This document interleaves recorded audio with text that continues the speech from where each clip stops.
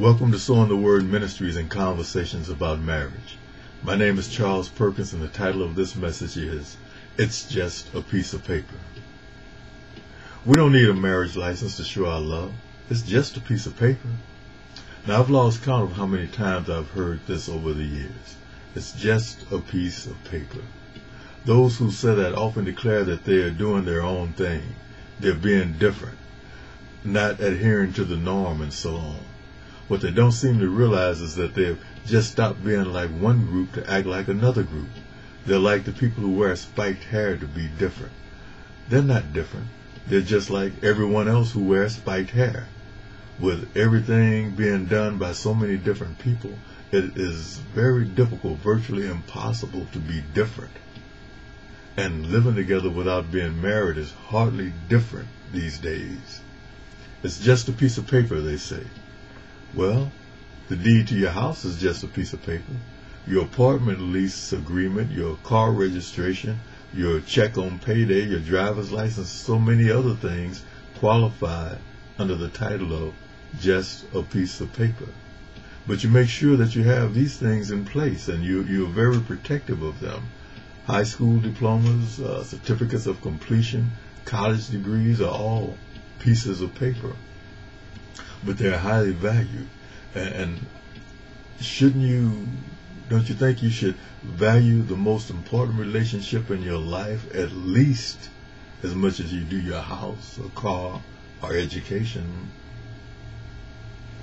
Our marriage certificate gives my wife rights to all of my stuff. If I should die before she does, she's protected. Unmarried couples don't have this protection unless they draw up a bunch of legal documents, a whole lot of legal documents. And if they're going to do that, they might as well get married. It's a whole lot simpler, a lot cheaper.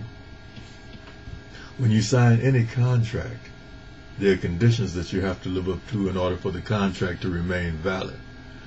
The contract, in essence, gives you a goal to strive for. A marriage contract is no different. There are terms. You agree to love, honor, and cherish each other in good times and bad times, in sickness and in health, whether rich or poor, until death do you part. That is the goal that you're shooting for.